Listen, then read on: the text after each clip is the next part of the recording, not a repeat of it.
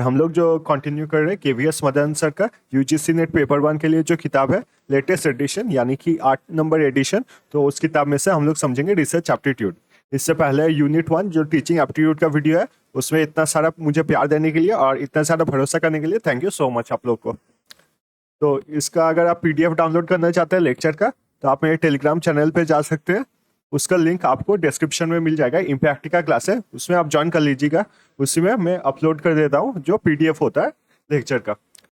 Welcome everyone. तो आज हम लोग करेंगे unit 2 of the research aptitude. तो इसमें हम लोग कंप्लीट चैप्टर की इसी वीडियो में समझ लेंगे। और हम लोग जो कंटिन्यू कर रहे हैं केवीएस मदन सर का यूजीसी नेट पेपर 1 के लिए जो किताब है लेटेस्ट एडिशन यानी कि 8 नंबर एडिशन। तो उस किताब में से हम लोग समझेंगे रिसर्च एप्टीट्यूड। इससे पहले यूनिट 1 जो टीचिंग एप्टीट्यूड का वीडियो है उसमें इतना सारा मुझे प्यार देने के लिए और इतना सारा भरोसा करने के लिए थैंक यू सो मच आप लोग को। तो इसका अगर आप पीडीएफ डाउनलोड करना चाहते हैं लेक्चर का तो आप मेरे टेलीग्राम चैनल पे जा सकते हैं। उसका लिंक आपको डिस्क्रिप्शन में मिल जाएगा। इम्पैक्टिका क्लास है उसमें आप ज्वाइन कर लीजिएगा। उसी में मैं अपलोड कर देता हूँ जो पीडीएफ होता है लेक्चर का। तो चलिए स्टार्ट करते हैं chapter 2। I hope voice clear है। हाँ चलिए स्टार्ट करते हैं। तो रिसर्च अगर देखा जाए तो रिसर्च आपके 2 वर्ड से बने हैं। पहला वर्ड है आपका री और दूसरा वर्ड है आपका सर्च। तो रिसर्च का मतलब क्या होता है, जब हम लोग के पास कोई पहले से नॉलेज है उसके ऊपर हम लोग कोई नॉलेज ऐड कर रहे हैं तो उसे कहा जाता है रिसर्च। चलिए इसे एग्जांपल से समझते हैं। पहले से हम लोग को पता है, मान लीजिए कि टाइगर्स पॉपुलेशन जो है वो किसी जंगल में पॉपुलेशन जो है वो किसी एक पर्टिकुलर जंगल में डिक्रीज हो रहा है। टाइगर्स पॉपुलेशन जंगल में डिक्रीज हो रहा है। तो अभी ये इंफॉर्मेशन हम लोग के पास पहले से है कि टाइगर्स का जो पॉपुलेशन है वो डिक्रीज हो रहा है। अभी आप इस पे रिसर्च क्या कर सकते हैं कि टाइगर्स पॉपुलेशन क्यों डिक्रीज हो रहा है। तो मान लीजिए आपने देखा कि हंटिंग के वजह से टाइगर्स का पॉपुलेशन जो है वो डिक्रीज हो रहा है। तो ये देखिए इसमें क्या किया हम लोग ने, हम लोग के पास पहले से एक इंफॉर्मेशन था, उस पर हम लोग ने सेकेंड एक इंफॉर्मेशन ऐड किया है, डिटेल्स ऐड किया है उसी इंफॉर्मेशन पे। तो इसी को कहा जाता है आपका रिसर्च। अब रिसर्च अगर देखा जाए तो इसके कुछ कैरेक्टरिस्टिक्स होते हैं। मतलब रिसर्च में ये सब चीजें होने चाहिए तभी एक रिसर्च सही तरीके से किया जा सकता है। पहला है आपका ऑब्जेक्टिविटी। ऑब्जेक्टिविटी क्या होता है, देखिए ऑब्जेक्टिविटी के साथ और एक वर्ड आ जाता है जो कि हो जाता है इसका अपोजिट वर्ड सब्जेक्टिविटी। अब इन दोनों को हम लोग समझेंगे। सब्जेक्टिविटी में क्या होता है, ये आपके ओपिनियन के बेसिस पे होता है। किसी का जो ओपिनियन होता है उसके बेसिस पे होता है आपका सब्जेक्टिविटी। ऑब्जेक्टिविटी क्या होता है, जो फैक्ट के बेसिस पे हम लोग बात करते हैं। जैसे कि मान लीजिए जो इंडिया और ऑस्ट्रेलिया का मैच चल रहा है उसमें हम लोग ये कह सकते हैं कि इंडिया जो है वो क्यों हार गया। अगर आपसे पूछा जाए जो इंडिया है वो सेकेंड मैच क्यों हार गया, तो इसमें आप क्या कर सकते हैं कि हम लोग का बैटिंग सही नहीं था, हम लोग का बॉलिंग सही नहीं था, या फिर पिच जो था वो बहुत ज्यादा डिफिकल्ट था। तो ये सब क्या हो जाएगा, ये हो जाएगा आपका सब्जेक्टिविटी कि आपका ओपिनियन जो है कि इंडिया मैच क्यों हार गया। और वहीं पे ऑब्जेक्टिविटी क्या होगा, आप ऑब्जेक्टिविटी ये कह सकते हैं कि जो बॉर्डर गावस्कर ट्रॉफी है वो अभी 1-1 पे चल रहा है। एक मैच जीता है इंडिया ने और एक मैच जीता है ऑस्ट्रेलिया ने। तो आप फैक्ट के बेसिस पे बात कर रहे हैं तो इसे कहा जाता है आपका ऑब्जेक्टिविटी। तो ऑब्जेक्टिविटी डिफरेंट टाइप के होते हैं। पहला होता है प्रोसीड्यूरल ऑब्जेक्टिविटी। मतलब प्रोसीड्यूरल नाम से ही आप समझ सकते हैं कि एक पर्टिकुलर प्रोसीड्यूर या काम करने का तरीका को फॉलो किया जा सकता है, उसमें से जो भी आंसर निकलेगा वो है प्रोसीड्यूरल सेफगार्ड। दूसरा है आपका स्टैंडर्डाइजेशन, कि कुछ स्टैंडर्ड्स रहने चाहिए उसके अनुसार आपको फैक्ट्स मिलते हैं। जैसे कि मान लीजिए 1 फुट, आप अगर डिस्टेंस मेजर करते हैं 1 फुट मतलब कितना हो गया, तो ये हो गया 12 इंच। तो ये हो गया स्टैंडर्डाइजेशन। आप ये नहीं बोल सकते 1 फुट मतलब हो गया 6 इंच या फिर 10 इंच या फिर 11 इंच। तो ये स्टैंडर्ड नहीं हो सकता। स्टैंडर्डाइजेशन वही होता है जो पूरे वर्ल्ड में फॉलो किया जाता है। फिर आता है अवॉइडिंग बायस। मतलब आपको बायस अवॉइड करना है, जो भी आपको आंसर मिले वो ऑब्जेक्टिव रखना है। बायस मतलब क्या हो गया, बायस मतलब हो गया किसी को फेवर करना, कुछ फेवर करके आंसर देना। यहाँ पर अगर हम लोग देखें कि इंडिया क्यों हार गया, तो इसमें मान लीजिए आप कोहली को सपोर्ट करते हैं, तो यहाँ पर आप बोलेंगे कि बॉलिंग बुरा था और पिच बहुत ही मुश्किल था। तो ये क्या हो गया, आप बायस कर रहे हैं। तो इसी को कहा जाता है कि you have to avoid bias when you are objective and you are doing a research. फिर सेकंड में आते हैं रिलायबिलिटी। रिलायबिलिटी का मतलब क्या होता है? रिलायबिलिटी का मतलब होता है कि आपको हमेशा सेम रिजल्ट मिलना चाहिए हर जगह पे। मान लीजिए इंडिया में कोई एक एक्सपेरिमेंट कर रहा है और एक्सपेरिमेंट में हमको पता चला कि 100 डिग्री सेल्सियस जब हम टेम्परेचर देते हैं तब पानी बॉयल करता है। तो ये जो सेम रिजल्ट है वो साउथ अफ्रीका में मान लीजिए कोई रिसर्च कर रहा है तो उसे भी यही रिजल्ट मिलना चाहिए कि 100 डिग्री सेल्सियस का जब हम लोग हीट देते हैं तब पानी बॉयल करता है। तो इसी को क्या कहा जाता है? इसी को कहा जाता है आपका रिलायबिलिटी। इसके बाद हम लोग देखेंगे वैलिडिटी। वैलिडिटी का मतलब होता है कि आपका जो काम है, आपके जो रिजल्ट्स है उसमें एक्यूरेसी होना चाहिए। मान लीजिए आपने लिखा है कि टाइगर्स का जो पॉपुलेशन है, टाइगर्स का पॉपुलेशन है वो 300 से डिक्रीज होके 100 पे आ गया। तो आप जो बता रहे हैं उसमें एक्यूरेसी रहना चाहिए कि आप खुद से डाटा कलेक्ट कर सकते हैं या फिर जो वेबसाइट है, फॉरेस्ट के वेबसाइट है, वहां से फॉरेस्ट गार्ड से पूछ सकते हैं। तो आपका जो डाटा है वो सब एक्यूरेट होना चाहिए। इसको कहा जाता है आपका वैलिडिटी।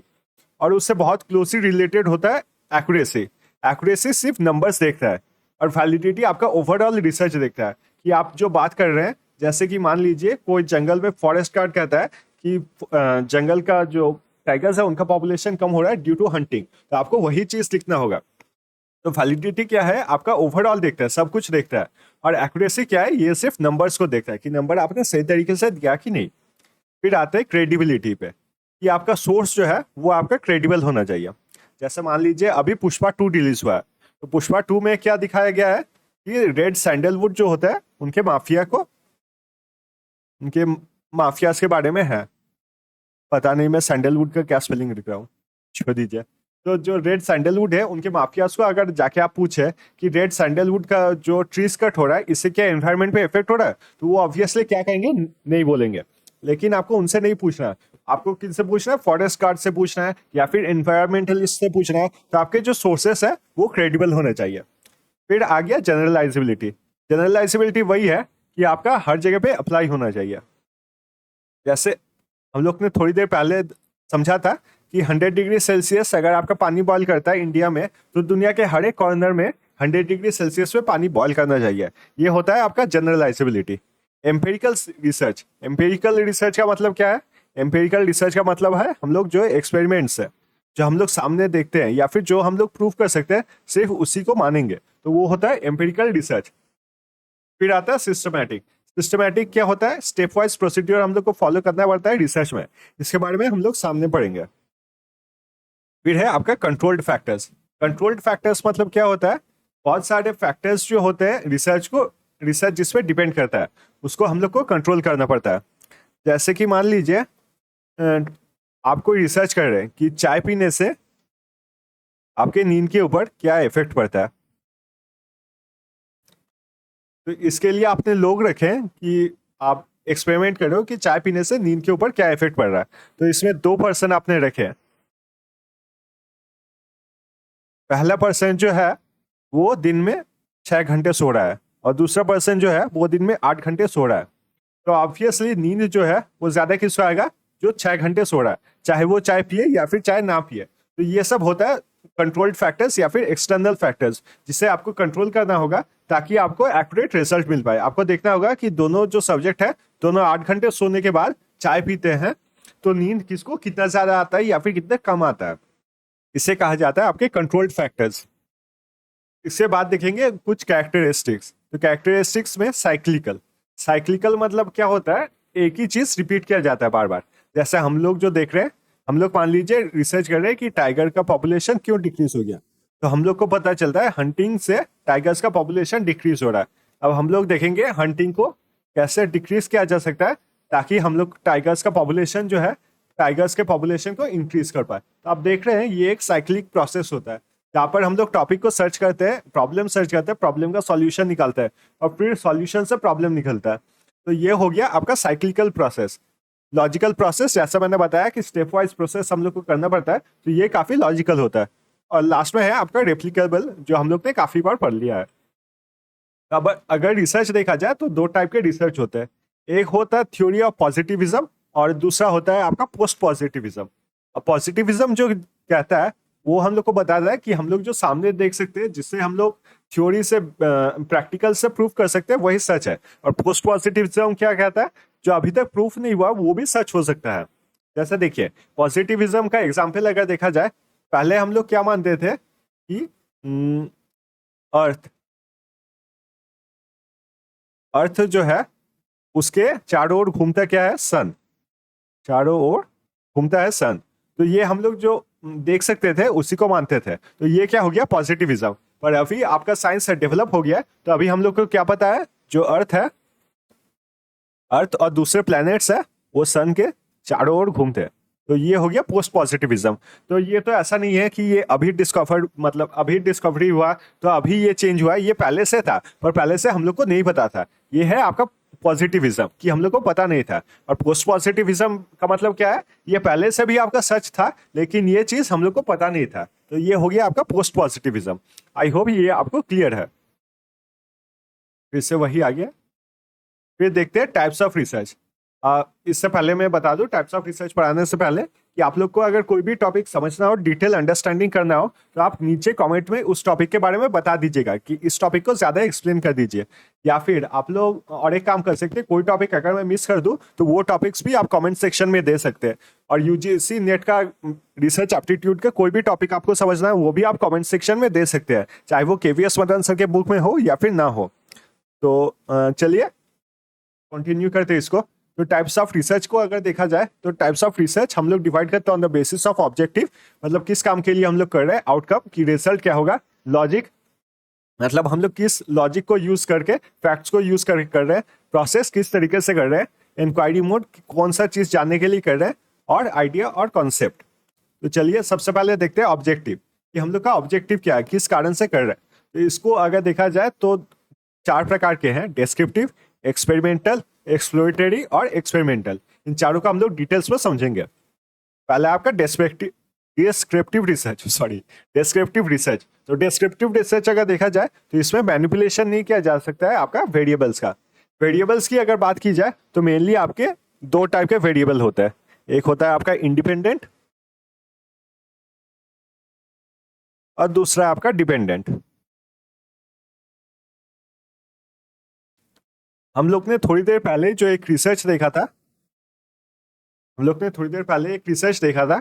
क्या देखा था हम लोग ने, कि चाय पीने से हमारे नींद के ऊपर कितना इफेक्ट पड़ रहा है, हमारे चाय पीने से नींद के ऊपर कितना इफेक्ट पड़ रहा है। तो चाय क्या है, चाय है आपका इंडिपेंडेंट वेरिएबल, और नींद क्या है आपका डिपेंडेंट वेरिएबल। क्यों, क्योंकि चाय देखिए इंडिपेंडेंट वेरिएबल है, इसका नींद से कोई मतलब नहीं है। चाहे आप 8 घंटा सोए या फिर 6 घंटा सोए, आप तभी चाय पी सकते हैं, कभी भी चाय पी सकते हैं। तो ये क्या हो गया, ये हो गया आपका इंडिपेंडेंट वेरिएबल। पर चाय पीने से आपके नींद के ऊपर इफेक्ट पड़ रहा है, तो ये क्या हो गया आपका डिपेंडेंट वेरिएबल। देखिएगा, रात को सोने से पहले अगर आप चाय पीते हैं तो आपको नींद नहीं आता है, तो ये क्या हो गया आपका, नींद हो गया डिपेंडेंट वेरिएबल। तो ये चाय और नींद के बीच में रिलेशन। और इसी के बीच में एक तीसरा आता है, जिसे हम लोग कहते हैं आपका एक्सट्रेनियस वेरिएबल। ये आपके एग्जाम में काफी बार आता है, एक्सट्रेनियस वेरिएबल। एक्सट्रेनियस वेरिएबल का मतलब क्या हो गया, एक्सट्रेनियस वेरिएबल का मतलब है इन दोनों वेरिएबल के ऊपर जो इफेक्ट करता है। जैसे कि रेस्ट, मान लीजिए आप चाय पीने से पहले 3 घंटा आराम किए हो, दोपहर को सो लिए, उसके बाद चाय पीते हो, तो आपको उतना नींद नहीं आएगा। मान लीजिए कोई दूसरा एक इंसान है जिसने ना सोए हुए चाय पिया है, तो उसको ज्यादा नींद आएगा। तो ये एक्सट्रेनियस वेरिएबल क्या है, जो कि आपके रियल रिएक्शन पे इफेक्ट करता है, और इसी को हम लोग को कंट्रोल करना पड़ता है। तो यहाँ पर आपके 2 टाइप के स्टडी होते हैं। एक होता है आपका डिस्क्रिप्टिव रिसर्च में 2 टाइप्स के स्टडी होते हैं, एक होता है आपका क्रॉस सेक्शनल, दूसरा होता है आपका लॉन्गिट्यूडनल। तो क्रॉस सेक्शनल स्टडी की अगर बात किया जाए, तो क्रॉस सेक्शनल स्टडी आपके एक ही टाइम पे होता है, पर इसमें मल्टीपल सब्जेक्ट्स को यूज किया जा सकता है। जैसे कि मान लीजिए कि कोई एक क्लास है, क्लास में रिजल्ट मिला है, तो क्लास में रिजल्ट देखा जा रहा है कि मैथ में सबको कितने मार्क्स मिले, मैथमेटिक्स में सब स्टूडेंट्स को कितने मार्क्स मिले। तो मान लीजिए किसी को मिला 80, किसी को मिला 70, 60, 50, 40, ऐसे करके मार्क्स मिला है। तो यहाँ पर जो 70 मिला है वो आपके मिला है गीता को। तो यहाँ पर गीता पे मैं अगर क्रॉस सेक्शनल स्टडी करना चाहूंगा, तो मैं क्या कहूंगा कि गीता को मैथ में सेकेंड हाईएस्ट मार्क्स मिला है, सेकेंड हाईएस्ट मार्क्स मिला है। तो ये क्या हो गया, क्रॉस सेक्शनल स्टडी। देखिए जो डिफरेंट सब्जेक्ट डिफरेंट मार्क्स है, मैं एक साथ ले रहा हूँ डिफरेंट सब्जेक्ट्स का एट अ पर्टिकुलर टाइम, तो ये हो गया क्रॉस सेक्शनल स्टडी। वहीं पे लॉन्गिट्यूडनल स्टडी क्या होगा, लॉन्गिट्यूडनल स्टडी में कौन सा मिटाऊं, सब कुछ इंपॉर्टेंट है, चलिए साइड में लिख देता हूँ। लॉन्गिट्यूडनल स्टडी अगर देखा जाए, लॉन्गिट्यूडनल स्टडी देखा जाता है एक ही पर्सन पे over a long period of time. चलिए मानते हैं गीता अभी कोई जॉब के इंटरव्यू के लिए गई है, तो गीता जब जॉब के इंटरव्यू के लिए जाती है तब क्या किया जाता है, तो उसके 10 का मार्क्स देखा जाता है, 12 का मार्क्स देखा जाता है, ग्रेजुएशन का मार्क्स देखा जाता है, पोस्ट ग्रेजुएशन का मार्क्स देखा जाता है। तो ये क्या हो रहा है, एक ही पर्सन के ऊपर over a long period of time उसे इवेल्युएट किया जा रहा है। तो इसे क्या कहा जाएगा, इसे कहा जाएगा आपका लॉन्गिट्यूडनल स्टडी। इसके बाद हम लोग देखेंगे टाइप्स ऑफ डिस्क्रिप्टिव रिसर्च जो आपके एग्जाम्स में आते हैं। तो पहला आपका सर्वे। तो सर्वे स्टडीज तो काफी आसान है, जो सर्वेस हम लोग को किया जाता है उसी को कहा जाता है सर्वे स्टडी, जहां पर आपको पूछा जाता है आपका नाम क्या है, एज क्या है, फैमिली मेंबर्स कितने हैं, तो ये हो गया आपका सर्वे स्टडी। फिर आपका कोरिलेशनल स्टडी। तो कोरिलेशन देखा जाता है एक दूसरे के साथ, जैसे कि हम लोग ने अभी पढ़ा था कि चाय और नींद, इन दोनों के बीच में रिलेशन देखा जाता है। अब ये दो टाइप के होते हैं, एक होता है आपका पॉजिटिव और दूसरा होता है आपका नेगेटिव। पॉजिटिव में क्या होता है, जिसमें दोनों में सेम इफेक्ट होता है। जैसे कि मान लीजिए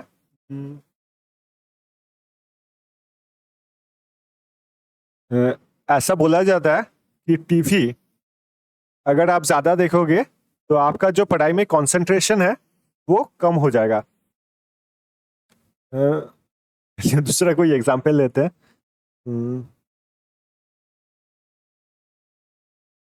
तो क्या बोला जाता है, टीवी अगर आप ज्यादा देखोगे तो आपके आंखें जो है वो खराब हो जाएंगी। तो ये क्या है, ये होता है एक पॉजिटिव कोरिलेशनल स्टडी। क्यों, क्योंकि टीवी आप जितना ज्यादा देखोगे आपके आंखें खराब होने के चांसेस उतने ज्यादा बढ़ जाएंगे। तो ये क्या हो गया आपका पॉजिटिव कोरिलेशन, मतलब दोनों साइड जो है सेम साइड पे काम कर रहा है। जैसे टीवी अगर आप कम देखोगे तो आपके आंखें अच्छे रहेंगे, आंखें खराब होने के चांसेस, आई प्रॉब्लम डिक्रीज हो जाएंगे। तो ये हो गया पॉजिटिव कोरिलेशन। नेगेटिव कोरिलेशन का मतलब क्या हो गया, जो दोनों अपोजिट काम करते हैं। जैसे कि आप जितना ज्यादा चाय पियोगे उतना आपका नींद कम हो जाएगा।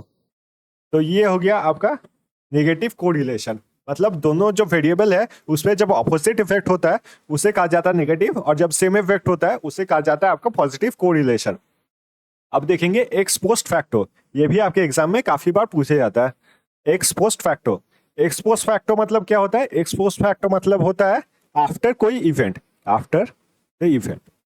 देखिए मान लीजिए आप रिसर्च करते हो कि जो आपका साइक्लोन अभी आया था तमिलनाडु में, उसमें कितना इफेक्ट हुआ है, उसमें लोगों का कितना ज्यादा लॉस हुआ है। तो उसमें अगर आप रिसर्च करते हो तो वो हो गया एक्सपोस्ट फैक्टर, क्योंकि जो साइक्लोन था वो पहले से आ चुका है और इफेक्ट डाल चुका है। तो उसके बाद अगर आप रिसर्च करते हो आफ्टर दैट पर्टिकुलर इफेक्ट, तो उसे कहा जाता है एक्सपोस्ट फैक्टर।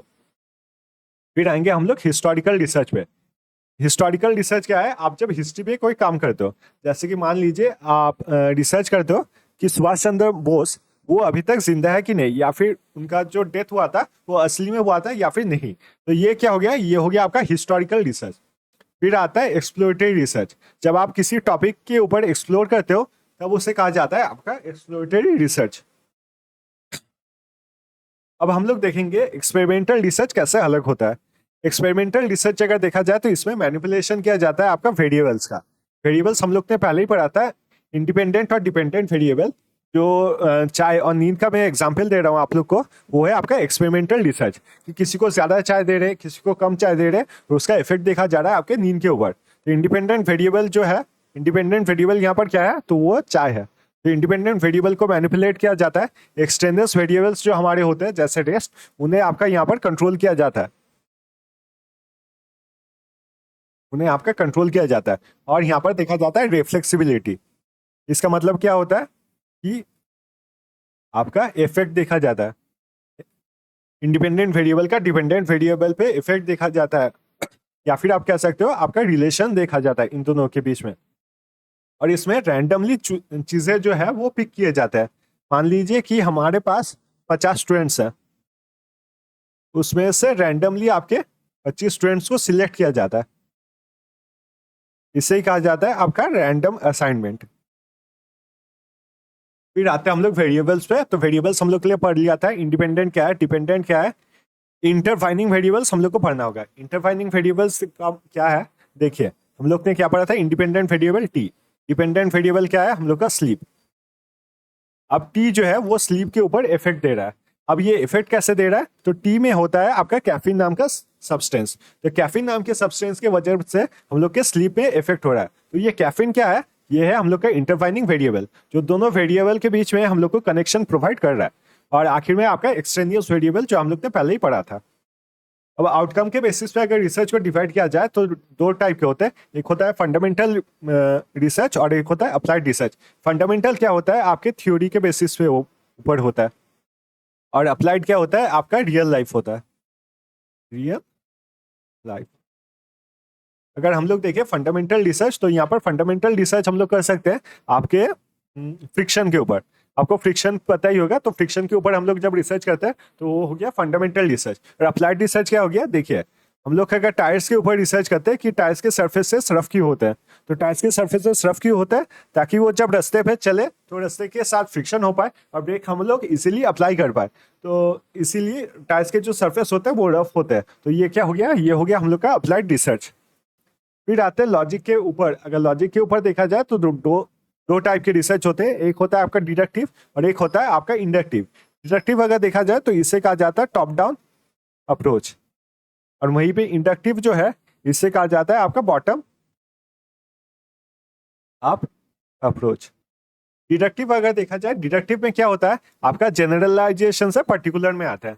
जैसे कि मान लीजिए जनरल, ये जो मैं भी लिख रहा हूं ये सब कीवर्ड्स है, चाहे मैं पीपीटी में जहां भी जो भी लिख रहा हूं सब आपके कीवर्ड्स है और एग्जाम में आते हैं।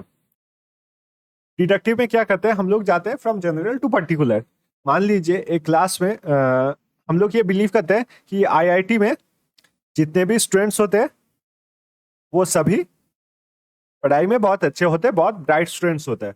तो मान लीजिए गीता जो है, गीता स्टूडेंट है आपके आईआईटी में, तो ये हम लोग क्या मान लेंगे, तो ये हम लोग मान लेंगे कि गीता भी जो है वो ब्राइट स्टूडेंट है। तो ये हो गया आपका डिडक्टिव रिसर्च, जहां पर हम लोग बहुत जनों से, जनरल से एक पर्टिकुलर इंसान पे आता है। तो ये हो गया आपका डिडक्टिव रिसर्च। फिर हम लोग देखेंगे इंडक्टिव रिसर्च। इंडक्टिव रिसर्च में ठीक इसका उल्टा होता है। इंडक्टिव रिसर्च में हम लोग पर्टिकुलर से जनरल में जाते हैं।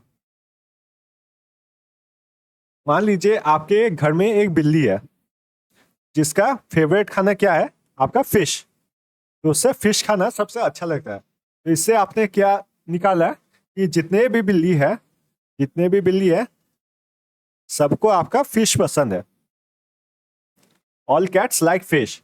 तो इससे आप क्या कर सकते हैं, मान लीजिए आपका जो पर्टिकुलर कैट है उसका नाम है टॉम। अब आपने एक कैट से पूरे जो जितने भी कैट्स है दुनिया के उनके बारे में एक थ्योरी बना लिया, तो इसको क्या कहा जाता है, इंडक्टिव रिसर्च। फिर आते हैं हम लोग इंक्वायरी मोड पे। तो इंक्वायरी मोड पे अगर देखा जाए तो दो तरीके के होते हैं, एक होता है स्ट्रक्चर्ड और दूसरे होते हैं अनस्ट्रक्चर्ड। स्ट्रक्चर्ड का मतलब क्या होता है, आप एक लाइन पे चलते हो। मान लीजिए आपको एक क्लास में 50 स्टूडेंट्स है, उनसे आप क्वेश्चन पूछते हो according to their roll number, या फिर आप हर एक क्लास में जाते हो और क्लास में एक स्टूडेंट से पूछते हो। आप क्लास 1 में जाते हो, 2 में, 3 में, 4 में, फिर उनके स्टूडेंट से बात करते हो। तो ये क्या हो गया आपका स्ट्रक्चर्ड रिसर्च। अनस्ट्रक्चर्ड रिसर्च का मतलब क्या हो गया, मान लीजिए आप जो भी लोग से मिल रहे हो उनसे आप बात कर रहे हो, तो ये हो गया आपका अनस्ट्रक्चर्ड रिसर्च। मान लीजिए कोई एक पर्टिकुलर प्रोडक्ट निकला है, तो वो प्रोडक्ट लोगों को पसंद है कि नहीं। मान लीजिए प्रोडक्ट है नेटफ्लिक्स, तो नेटफ्लिक्स लोगों को पसंद आ रहा है कि नहीं, ये आप रिसर्च कर रहे हो। तो आपको जो भी बंदा मिल चल रहा है आप उससे पूछ रहे हो कि आपके पास नेटफ्लिक्स है कि नहीं, और नेटफ्लिक्स अगर है तो आपको पसंद है कि नहीं। तो ये है आपका अनस्ट्रक्चर्ड रिसर्च। फिर आते हैं हम लोग आइडिया या फिर कॉन्सेप्ट पे। आइडिया या कॉन्सेप्ट बहुत ही बेसिक है, कॉन्सेप्चुअल होता है आपका थ्योरी के ऊपर। आप थ्योरी के ऊपर जब रिसर्च करते हो, और एम्पेरिकल क्या होता है, आप जब किसी चीज को एक्सपेरिमेंट या फिर रियल लाइफ पे देखते हो और उसके बेसिस पे आप रिसर्च करते हो, तो वो हो जाता है आपका एम्पिरिकल। फिर हम लोग देखेंगे टाइप्स ऑफ डिस्क्रिप्टिव रिसर्च। कुछ टाइप्स है डिस्क्रिप्टिव रिसर्च का। तो पहला है आपका इन डेप्थ इंटरव्यू।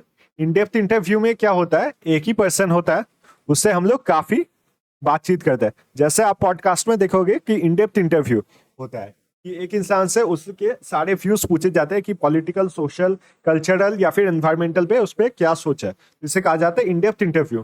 फिर आते हैं फोकस ग्रुप पे। फोकस ग्रुप क्या हो गया, मान लीजिए 6 से 10 लोग होते हैं, वो लोग एक साथ बैठते हैं और किसी एक पर्टिकुलर टॉपिक के ऊपर डिस्कस करते हैं, तो ये हो गया आपका फोकस ग्रुप।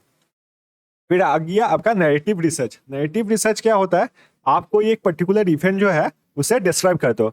जैसे यहाँ पर तमिलनाडु में आपका साइक्लोन आया था फेंगल, तो ये फेंगल साइक्लोन के बारे में आप लोगों से पूछते हो, और जब फेंगल साइक्लोन के बारे में आप नरेट करते हो कि ये कैसे आया था, ये कब आया था, क्या इफेक्ट पड़ा है, तो इसे कहा जाता है आपका नैरेटिव रिसर्च। एथनोग्राफी क्या होता है,